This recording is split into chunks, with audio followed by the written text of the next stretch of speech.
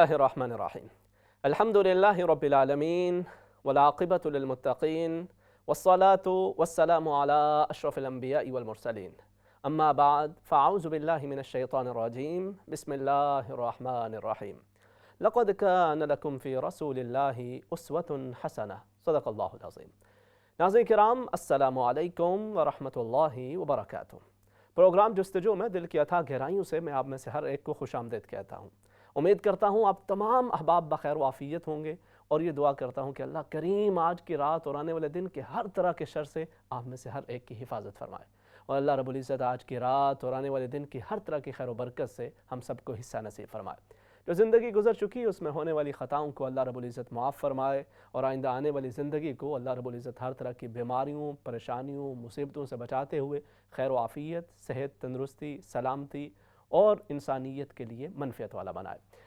ناظرین کرام، پروگرام جستجو کے اندر ہم نبی کریم صلی اللہ علیہ وسلم کی سیرت طیبہ کے حوالے سے سلسلہ وار گفتگو کر رہے ہیں۔ پچھلے کچھ پروگرامز کے اندر ہم نے مختلف غزوات کا تذکرہ کیا کہ جن کے اندر اللہ کے حبیب کریم صلی اللہ علیہ وسلم کو رب تعالیٰ نے فتح عطا فرمائی، اور کچھ ان غزوات کا تذکرہ بھی کیا کہ جہاں پہ صحابہ کرام رضوان اللہ تعالی علیہم اجمعین کو کچھ مشکلات کا سامنا کرنا پڑا۔ آج ہم ایک ایسے غزوہ کے بارے بات کرنے جا رہے ہیں کہ جس کے اندر مسلمانوں کو بڑی واضح فتح حاصل ہوئی، اور بہت سارا مال غنیمت ان کے ہاتھ آیا، اور اللہ رب العزت نے انہیں بڑی شاندار کامیابی عطا فرمائی۔ لیکن اس کے اختتام پر ایک ایسا واقعہ پیش آیا کہ جس سے مسلمانوں کے دل بہت رنجیدہ ہوئے۔ صحابہ کرام اور بالخصوص خود سرور دو عالم صلی اللہ علیہ وسلم کئی دن انتہائی تکلیف میں رہے۔ یہ واقعہ ہے غزوہ بنو مستلق کا۔ بنو مستلق کا قبیلہ ایک قبیلہ مدینہ طیبہ کے قریب آباد تھا، اور اس کا جو سردار تھا حارث بن ابی درار، اس نے مختلف قبیلوں کو جمع کیا، اور جمع کر کے اس نے کہا کہ ہم محمد صلی اللہ علیہ وسلم کے مقابلے جائیں گے اور انہیں شکست سے فاش سے ہمکنار کریں گے اور ان پہ غلبہ پائیں گے۔ تو اس نے مختلف قبائل کے لوگوں کو جمع کیا اور ایک بڑا لشکر تیار کر لیا۔ ادھر نبی کریم صلی اللہ علیہ وسلم کو جب خبر ہوئی کہ اس طرح کی کوئی جنگ کی تیاری جاری ہے غزوہ بنو مستلق کے حوالے سے، قبیلہ بنو مستلق کی طرف سے، تو نبی کریم صلی اللہ علیہ وسلم نے اپنے ایک صحابی حضرت بریدہ اسلمی رضی اللہ تعالی عنہ کو منتخب فرمایا، اور انہیں فرمایا کہ جاؤ ذرا جا کر وہاں کی تفصیلات معلوم کر کے آؤ۔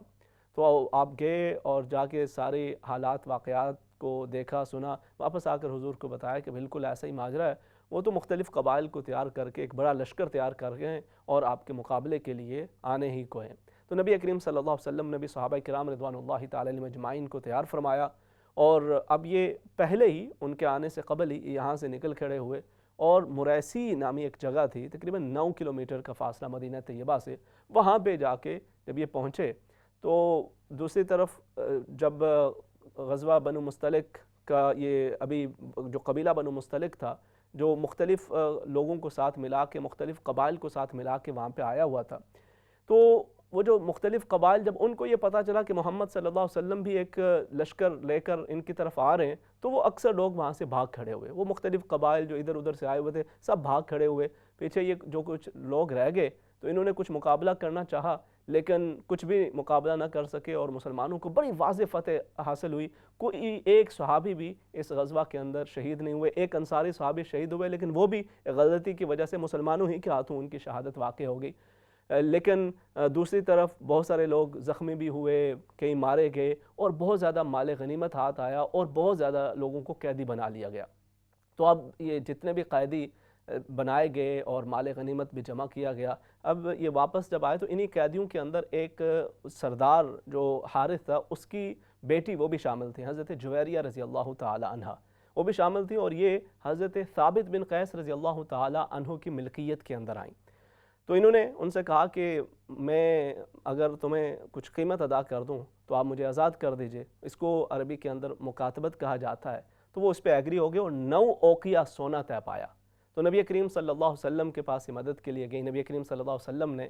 ان کا وہ رقم اور سونا وہ ادا فرما دیا، اور پھر بعد کے اندر یہ نبی کریم صلی اللہ علیہ وسلم کے عقد کے اندر آئیں، اور امہات المومنین میں ان کا شمار ہوتا ہے۔ حضرت عائشہ صدیقہ رضی اللہ تعالی عنہ فرمایا کرتی تھی کہ میں نے کسی خاتون کو، کسی بھی عورت کو حضرت جویریہ رضی اللہ تعالی عنہ سے بڑھ کر اپنے قبیلے کے حق میں خیر و برکت والا نہیں پایا، کیوں؟ اس کی وجہ یہ ہے کہ جب نبی کریم صلی اللہ علیہ وسلم کے عقد میں یہ آئیں تو وہ جتنے بھی ان کے قبیلے کے لوگ جو قیدی تھے، مختلف گھرانے، مختلف افراد، مختلف خواتین جو باندیاں بنا لی گئی تھیں، جب صحابہ کرام کو پتہ چلا کہ نبی کریم صلی اللہ علیہ وسلم نے اس قبیلے کے اندر شادی فرما لی ہے، تو انہوں نے کہا کہ حضور کے سسرال والوں میں سے کسی کو بھی ہم اپنا قیدی نہیں بنا کے رکھ سکتے۔ تو چونکہ اب یہ حضور کا سسرال بن گیا ہے تو اس لیے جتنے بھی لوگ قیدی بنا لیے گئے تھے ان سب کو انہوں نے بغیر کسی قسم کا کوئی فدیہ لیے ان کو آزاد کر دیا۔ یہاں پر اللہ رب العزت نے مسلمانوں کو بڑی شاندار یہ فتح و نصرت عطا فرمائی تھی، لیکن اس غزوہ کے اندر ایک اور خاص بات یہ تھی کہ اس کے اندر جو منافقین تھے ان کا سردار عبداللہ بن ابی پہلی مرتبہ کسی غزوہ کے اندر بھرپور طریقے سے شریک تھا اور بالکل آخر تک ساتھ موجود تھا، کیونکہ اس سے قبل غزوہ احد کے اندر اور دیگر مواقع کے اوپر وہ آدھے راستے سے واپس آ جایا کرتا تھا، لیکن اس نے دیکھا کہ میرے ہونے نہ ہونے سے تو کوئی فرق پڑ نہیں رہا، وہاں پہ تو مسلمانوں کو فتح و نصرت حاصل ہوتی چلی جا رہی ہے، مال غنیمت سمیٹتے چلے جا رہے ہیں اور میں بالکل باہر رہ کر اس سے محروم ہوں، تو میں بھی ساتھ شریک ہو جاتا ہوں، کچھ مال بھی آ جائے گا، کچھ دیگر کوئی ایسا موقع مل جائے گا کہ جس سے مسلمانوں کو کوئی اذیت پہنچانے کی کوئی اور راہ نکل آئے گی۔ تو اس طرح کے اس نیت کے ساتھ یہ بھی اس کے اندر شریک تھا۔ اچھا، اس کو نبی کریم صلی اللہ علیہ وسلم سے خار کیا تھی؟ یہ کیوں آپ سے اس قدر دل کے اندر نفرت رکھتا تھا اور کیوں نبی کریم صلی اللہ علیہ وسلم اور صحابہ کرام کو تکلیف پہنچانے کے اندر مصروف عمل رہتا تھا؟ اس کی وجہ یہ تھی کہ نبی کریم صلی اللہ علیہ وسلم کی آمد سے قبل یہ شہر جو کہ یثرب کے نام سے جانا جاتا تھا، یہ اس شہر کے سرداروں میں اس کا شمار ہوتا تھا، بلکہ لوگوں نے متفقہ طور پر اس کو اپنا بادشاہ منتخب کر لیا تھا اور اس کے تاج پوشی کے لیے تاج بھی تیار ہو گیا تھا، مگر ابھی تاج پوشی ہو ہی نہیں تھی کہ اتنے میں نبی کریم صلی اللہ علیہ وسلم تشریف لے آتے ہیں اور اس کا وہ بادشاہت کا خواب چکنا چور ہو کے رہ گیا۔ اب اس نے بڑی کوشش کی کہ لوگوں کو نبی کریم صلی اللہ علیہ وسلم سے دور رکھے، لیکن وہ تو نبی کریم صلی اللہ علیہ وسلم کی محبت کے اندر مزید شب و روز آگے بڑھتے چلے جا رہے تھے، لوگ گروہ در گروہ نبی کریم صلی اللہ علیہ وسلم پر ایمان لا رہے تھے۔ اس کے اپنے قبائل اوس اور خزرج جو باہمی اگرچہ ان کی بڑی ناراضگیاں اور لڑائیاں چلتی تھیں، لیکن یہ دونوں قبیلے نبی کریم صلی اللہ علیہ وسلم پر ایمان لے آئے، ان کے اکثر افراد۔ تو اس نے بھی شہر کی فضا کو دیکھا اور بظاہر مسلمان ہو گیا، لیکن دل کے اندر وہ بغض اور نفرت ختم نہ ہو سکی تھی۔ اور یہ لیکن ایک طرف تو دل میں بغض اور نفرت تھی اور دوسری طرف یہ اپنے اسلام کی تشہیر کیا کرتا تھا، احساس دلایا کرتا تھا کہ میں بڑا پکا مسلمان ہوں۔ تو اکثر و بیشتر اس طرح کی حرکات، اس طرح کے اعمال کرنا کہ جس سے پتہ چلے کہ یہ تو بڑا پکا مسلمان ہے، تاکہ دل کے اندر جو بغض ہے، جو نفرت ہے، اس سے لوگ آگاہ نہ ہو جائیں۔ تو اس کا ایک طریقہ کار یہ بھی کرتا تھا کہ جمعہ کا دن بسا اوقات یہ جلدی مسجد کے اندر چلا جاتا اور وہاں پر جو صحابہ کرام رضوان اللہ تعالی علیہم اجمعین موجود ہوتے، یہ ان سے جا کے کہتا کہ یا ایھا الناس ھذا رسول اللہ بینکم، یہ اللہ کے رسول ہیں تمہارے درمیان، اعز اللہ بہ، اللہ رب العزت نے تمہیں ان کی وجہ سے، اعزکم اللہ، اللہ رب العزت نے تمہیں عزتوں سے نوازا ہے، فانصروہ وعزروہ ووقروہ، ان کی مدد کرو، ان کے ہاتھ مضبوط کرو، ان کی تعظیم و توقیر کرو اور جتنا زیادہ ہو سکے ان کا احترام کرو۔ تو اس طرح سے وہ کہا کرتا تھا کہ لوگ اس ایمان اور پہ یقین کریں، اس کے دین پہ یقین کریں اور دل کے اندر چھپے ہوئے نفاق سے کوئی آگاہ نہ ہو سکے۔ اس طرح بسا اوقات ہماری سوسائٹی کے اندر بھی ہوتا ہے، ہم کئی لوگ وہ بسا اوقات کسی کے لیے دل کے اندر وہ نفرت پالے ہوئے ہوں، اس کو اذیت پہنچائیں، اس کو دل کے اندر اس کو ناپسند کرتے ہوں، لیکن بظاہر وہ کچھ اور ظاہر کرتے ہوں۔ تو اس طرح کی جو چیز ہے یہ اسلام کے اندر اس کو شدید ناپسند قرار دیا گیا، اور عبداللہ بن ابی اس کا یہی طرز عمل تھا اور وہ اس طرح سے کیا کرتا، اور دل کے اندر وہ نفاق اور دل کے اندر وہ بغض اس کے بڑی سختی کے ساتھ اور بڑی شدت کے ساتھ موجود تھا، کوئی بھی موقع ہاتھ سے نہ جانے دیتا۔ اس سے قبل غزوہ احد پہ، غزوہ خندق میں وہ اپنا اصلی رنگ دکھا چکا تھا، اور دوسری طرف ساتھ یہ تھا کہ جو ارد گرد یہودی قبائل تھے وہ ان کے ساتھ بھی یہی معاملہ کیا کرتا، ان کو بھی حضور نبی کریم صلی اللہ علیہ وسلم کی مخالفت میں بھڑکایا کرتا اور مختلف طرح سے نبی کریم صلی اللہ علیہ وسلم اور آپ کے صحابہ کرام رضوان اللہ تعالی علیہم اجمعین کو اذیت پہنچانے کی تگ و دو کے اندر لگا رہتا۔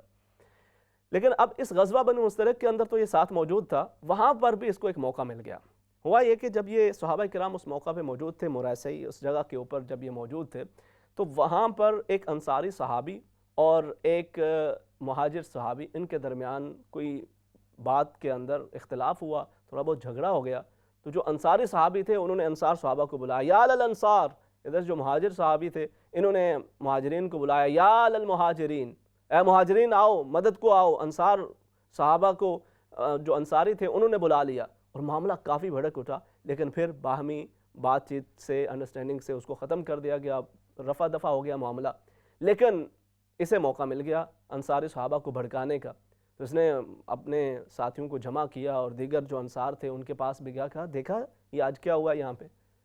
بات چیت تو ہو جاتی ہے، کچھ اختلافات جہاں پہ بہت سارے لوگ جمع ہوں، کبھی کبھار یہ تھوڑے بہت اختلافات شکرنجی ہو جایا کرتی ہے، لیکن دل کے اندر بغض نفرت پال لینا یہ اس کا طرز عمل تھا، اور اسے وہ موقع ملا کہ اس کا اظہار کرے۔ تو اس نے کیا کیا کہ وہ جتنے انصار صحابہ تھے ان کو ساتھ ملا کے کہنے لگا کہ دیکھو یہ لوگ آئے تھے باہر سے، ہمارے شہر میں آئے، ہمارے پاس آئے یہاں پہ، ہم نے ان کو پناہ دی، جگہ دی، اور اب یہ تعداد میں بھی ہم سے زیادہ ہوتے چلے جا رہے ہیں اور ہم کو ڈرانے دھمکانے پہ اتر آئے، ہمارے ساتھ جھگڑے کر رہے ہیں۔ دیکھو یہ تمہاری وجہ سے ہے، تم لوگ ان کو کھلاتے پلاتے ہو، ان کے اوپر خرچ کرتے ہو، تو یہ زیادہ پھلتے پھولتے چلے جا رہے ہیں، ذرا اپنے ہاتھ کو روکو۔ فَإِنَّهُمْ يَرْجِعُونَ إِلَىٰ بُيُوتِهِمْ، ذرا تم اپنے ہاتھوں کو روکو گے تو یہ اپنے گھروں کو واپس لوٹ آئیں گے، واپس چلے جائیں گے۔ تو ایک تو اپنے ہاتھوں کو روکو، اور دوسری چیز یاد رکھو، میں قسم اٹھا کے کہتا ہوں وَاللَّهِ لَئِن رَجَعْنَا إِلَى الْمَدِينَةِ لَيُخْرِجَنَّ الْأَعَزُّ مِنْهَا الْأَذَلَّ۔ اس نے اور بھی بڑے گستاخانہ الفاظ کہے، ان کو بندہ بیان بھی نہیں کر سکتا، لیکن اس کے ساتھ اس نے یہ کہا کہ اللہ کی قسم ہم جب یہاں سے واپس لوٹیں گے تو جو عزت دار لوگ ہیں یہ معاذ اللہ ان ذلیل لوگوں کو وہاں سے نکالیں گے، معاذ اللہ ثم معاذ اللہ۔ تو یہ اس نے وہاں پر یہ بات کہہ دی، اور خود کو عزت دار اور ان صحابہ کرام کے حوالے سے اس طرح کے ہلکے الفاظ استعمال کیے۔ تو ایک صحابی حضرت زید بن ارقم رضی اللہ تعالیٰ عنہ وہاں پہ موجود تھے، یہ ابھی کم سن تھے، انہوں نے یہ ساری باتیں سنی تو ان کو بڑی تکلیف ہوئی، انہوں نے کہا یہ کیا بات کر رہا ہے نبی کریم صلی اللہ علیہ وسلم کے بارے میں، ہمارے ساتھیوں کے بارے میں، مہاجرین کے بارے میں اس قدر زبان درازی۔ تو انہوں نے جا کر فوراً اپنے چچا کو بتایا کہ آج عبداللہ بن ابی نے یہ باتیں کی ہیں، اور ان کے چچا حضور کے پاس گئے، جا کے عرض کیا کہ یا رسول اللہ صلی اللہ علیہ وسلم، آج عبداللہ بن ابی نے یہ باتیں کی ہیں۔ نبی کریم صلی اللہ علیہ وسلم کو بڑا ناگوار گزرا۔ پاس حضرت عمر فاروق رضی اللہ تعالیٰ عنہ بھی موجود تھے۔ حضرت عمر رضی اللہ تعالیٰ عنہ نے عرض کیا کہ یا رسول اللہ صلی اللہ علیہ وسلم مجھے اجازت دیجیے میں ذرا اس کا قصہ تمام کر دوں، یہ جو مختلف اس طرح کی حرکتوں کے اندر ملوث ہے تو اس کا کام ہی تمام کرتا ہوں۔ آپ نے تلوار نکالی اور جانے لگے، لیکن نبی کریم صلی اللہ علیہ وسلم نے فرمایا دا ہو، اسے چھوڑ دو، تم ایسا کوئی بھی قدم اٹھاؤ گے تو لوگ یہ کہیں گے کہ محمد صلی اللہ علیہ وسلم اپنے ہی ساتھیوں کو قتل کرنے لگے، اپنے ساتھیوں کو مروانے لگے، تو اس طرح کی کوئی بھی حرکت کرنے کی ضرورت نہیں ہے۔ اتنے میں حضرت اسید بن حضیر رضی اللہ تعالیٰ عنہ آتے ہیں، اور نبی کریم صلی اللہ علیہ وسلم انہیں بتاتے ہیں کہ اسید معلوم ہے کہ عبداللہ بن ابی نے کیا کہا ہے؟ تو انہوں نے عرض کیا کہ مجھے تو نہیں خبر۔ تو نبی کریم صلی اللہ علیہ وسلم نے بتایا کہ اس نے تو یہ باتیں کی ہیں کہ ہم واپس جائیں گے، ہم عزت دار لوگ ہیں، ہم انہیں یہاں سے نکال دیں گے۔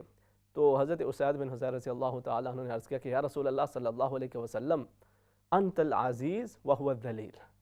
عزت والے تو آپ ہیں، وہ ذلیل تو وہ ہے، تو اگر آپ چاہیں تو آپ اس کو یہاں سے نکال سکتے ہیں، اس کی تو کوئی جرت مجال ہی نہیں کہ وہ کوئی اس طرح کا قدم اٹھائے یا اس طرح کی کوئی بات کہے یا سوچے۔ عبداللہ بن ابی کو پتہ چل گیا کہ میری یہ باتیں نبی کریم صلی اللہ علیہ وسلم تک جا پہنچی ہیں، تو اس نے کیا کیا، فوراً خود حضور کے پاس پہنچ گیا، اس نے جا کے کہا کہ مجھے پتہ چلا ہے کہ کچھ لوگ آپ کو یہ بتا رہے ہیں میرے بارے میں کہ میں نے ایسی ایسی باتیں کی ہیں۔ نبی کریم صلی اللہ علیہ وسلم نے فرمایا بالکل یہ خبر ملی ہے اور کہ تم نے یہ باتیں کی ہیں۔ تو اس نے کہا مجال ہے، میں ایسا سوچوں بھی ہو ہی نہیں سکتا، واللہ لن اقول، میں نے خدا کی قسم ایسا کچھ بھی نہیں کہا، یہ سب کچھ جھوٹ ہے، یہ ایک دوسرے سے مزید دور کرنے کی ایک کوشش کی جا رہی ہے، میرے بارے میں غلط افواہیں پھیلائی جا رہی ہیں، میں اس طرح کی کوئی بات نہ کہہ سکتا ہوں نہ سوچ سکتا ہوں، سوال ہی پیدا نہیں ہوتا۔ تو اس نے قسم اٹھا دی اور بالکل اللہ کے نبی کریم صلی اللہ علیہ وسلم کی خدمت میں جا کے جھوٹی قسم اٹھا لی۔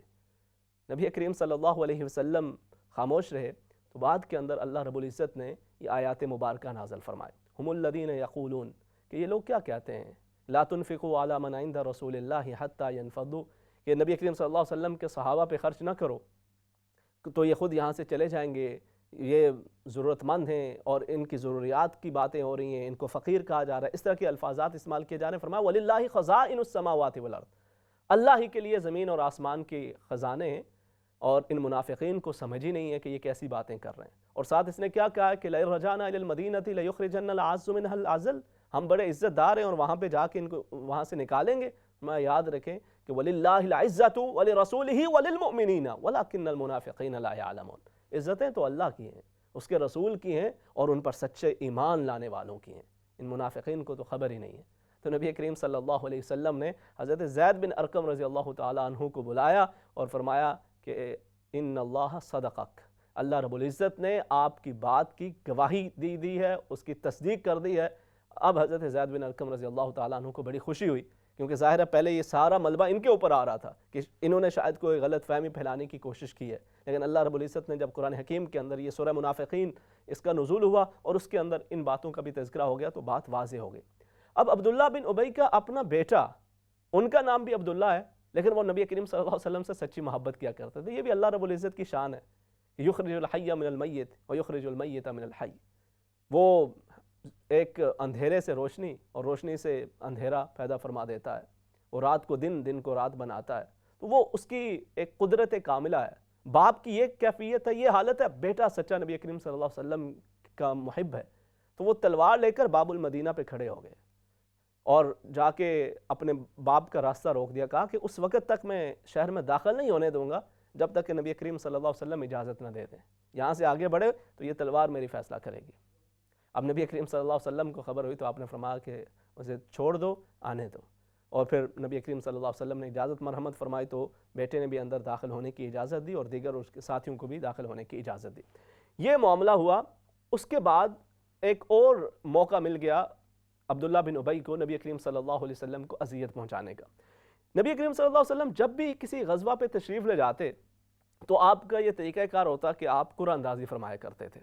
اور اس میں ازواج مطہرات کے درمیان یہ قرآن اندازی ہوتی، جن کا نام آتا وہ سفر کے اوپر ساتھ روانہ ہوا کرتے تھے۔ تو اس موقع پہ حضرت عائشہ صدیقہ رضی اللہ تعالی عنہا، طیبہ، طاہرہ، صادقہ، آپ کا نام نامی آتا ہے اور نبی کریم صلی اللہ علیہ وسلم کے ساتھ سفر پہ آپ روانہ ہوتی ہیں۔ اللہ رب العزت نے مسلمانوں کو فتح و نصرت عطا فرمائی، واپسی کا سفر تیار ہوا۔ تو اس سفر کے دوران طریقہ کار یہ تھا کہ حضرت عائشہ صدیقہ رضی اللہ تعالی عنہا کے لیے ایک ہودج تیار کیا تھا، جس کو ڈولی نما کہا جاتا ہے، کہ جس کے اندر وہ خواتین بیٹھتی ہیں اور پھر کچھ افراد اس کو اٹھاتے ہیں اور جا کر کسی سواری کے اوپر رکھنا ہو یا جس طرح بھی اس کا معاملہ ہو اس کو کیا جاتا ہے۔ تو اس وقت یہی طریقہ کار تھا کہ وہ ہودج بنایا گیا اور حضرت عائشہ صدیقہ رضی اللہ تعالی عنہا اس میں تشریف فرما ہوتی، اس کے اوپر پردہ ہوتا اور اسے اونٹ پہ رکھ دیا جاتا اور اس طرح سے یہ سفر جاری رہتا۔ اور آپ کی کم سن بھی تھیں، آپ کا وزن بھی اتنا زیادہ نہیں تھا، تو بسا اوقات خبر بھی نہیں ہوتی، کیونکہ اس ہودج کا اپنا ایک اپنا وزن ہوتا ہے۔ تو وہ جو 7 صحابہ کرام جن کی یہ ڈیوٹی لگی تھی، ان کو بسا اوقات یہ اندازہ بھی نہ ہوتا کہ وہ اندر موجود ہیں یا نہیں، لیکن انہیں چونکہ وہ سفر میں ساتھ ساتھ تھیں تو انہیں خبر ہوتی۔ وہ جب بھی کہیں پر پڑاؤ ڈالتے وہ ہودج کو نیچے اتارتے، جب کہیں پہ روانہ ہونا ہوتا تو وہ ہودج کو اوپر رکھتے، اور حضرت عائشہ صدیقہ رضی اللہ تعالیٰ عنہ یوں نبی کریم صلی اللہ علیہ وسلم کے ساتھ اس سفر کے اندر شریک تھیں۔ واپسی پہ جب ابھی قافلہ تیار ہو رہا ہے تو حضرت عائشہ صدیقہ رضی اللہ تعالیٰ عنہ کو رفع حاجت کی ضرورت محسوس ہوئی۔ اس وقت ظاہر ہے ٹوائلٹس وغیرہ کا اس طرح سے تو ایک پاسبل نہیں ہوتا تھا طریقہ کار، تو دور جاتی خواتین بھی مرد حضرات بھی، تو آپ دور تشریف لے گئیں، اور اسی دوران جب آپ واپس آتی ہیں تو واپسی پہ آپ نے دیکھا کہ آپ کے گلے کے اندر جو ہار تھا وہ ہار موجود نہیں ہے، تو اب اس ہار کی تلاش میں آپ واپس تشریف لے جاتی ہیں۔ ادھر شام پڑ رہی تھی، صحابہ کرام رضوان اللہ تعالی علیہم اجمعین کا یہ خیال تھا کہ اب یہاں سے روانہ ہوں، اور وہ جو ہودج پہ معمور صحابہ تھے ان کا بھی یہ خیال تھا کہ حضرت عائشہ وہیں پہ موجود ہوں گی، تو انہوں نے ہودج اٹھائی، اونٹ پہ رکھی اور یہ قافلہ چل پڑا۔ حضرت عائشہ صدیقہ رضی اللہ تعالی عنہ جب واپس پہنچی تو یہاں پہ آ کے دیکھا سبھی لوگ جا چکے ہیں، رات پڑ چکی ہے، وہاں پہ کوئی بندہ نہ بشر، تو آپ شدید پریشان ہوئیں، وہیں پہ آپ تشریف فرما ہوگی۔ اسی دوران آپ کی آنکھ لگ گئی، رات کا وقت ہے، اکیلی ہیں، پریشان ہیں، اور ذہن میں یہ خیال ہے کہ جب یہ اگلی منزل پہ پہنچیں گے وہاں پہ جب دیکھیں گے کہ میں نہیں ہوں تو کوئی نہ کوئی خبر کے لیے تو واپس لوٹے گا، تو لہٰذا وہ مجھے لینے کے لیے آ جائیں گے۔ تو اسی عالم میں آپ کی آنکھ لگتی ہے، وہاں پہ ایک اور صحابی حضرت صفوان بن معطل رضی اللہ تعالیٰ عنہ، ان کی یہ ڈیوٹی ہوتی تھی کہ جب قافلہ چل جایا کرتا تو یہ کچھ دیر کے بعد واپس لوٹتے، دیکھتے کہ کسی کی کوئی چیز نہ رہ گئی ہو، کوئی راستے کے اندر وہاں جہاں پہ پڑاؤ تھا وہاں پہ کسی کا سامان نہ رہ گیا ہو، اگر موجود ہو تو وہ اس کو اٹھاتے اور اس بندے کی امانت اس تک پہنچا دیا کرتے تھے۔ تو یہ اسی طرح اپنے معمول کے مطابق جب واپس آئے تو انہوں نے دیکھا کہ حضرت عائشہ صدیقہ رضی اللہ تعالیٰ عنہ وہاں پہ آرام کر رہی ہیں، تو انہوں نے اونچی اونچی آواز میں کہنا شروع کر دیا، انا للہ و انا الیہ راجعون، انا للہ و انا الیہ راجعون۔ حضرت عائشہ صدیقہ رضی اللہ تعالیٰ عنہ کی آنکھ کھلی، انہوں نے اپنی سواری اونٹ کو بٹھایا اور حضرت عائشہ صدیقہ رضی اللہ تعالیٰ عنہ اس پہ سوار ہو جاتی ہیں، اور بغیر کوئی بات کیے انہوں نے اونٹ کی نکیل پکڑی، مہار پکڑتے ہوئے چلتے رہے اور نبی کریم صلی اللہ علیہ وسلم کے قافلے کے اندر جا پہنچے۔ اب وہاں پہ جب منافقین نے یہ منظر دیکھا تو اس نے عبداللہ بن ابی نے ایک ایسا جملہ کہا کہ جس نے انتہائی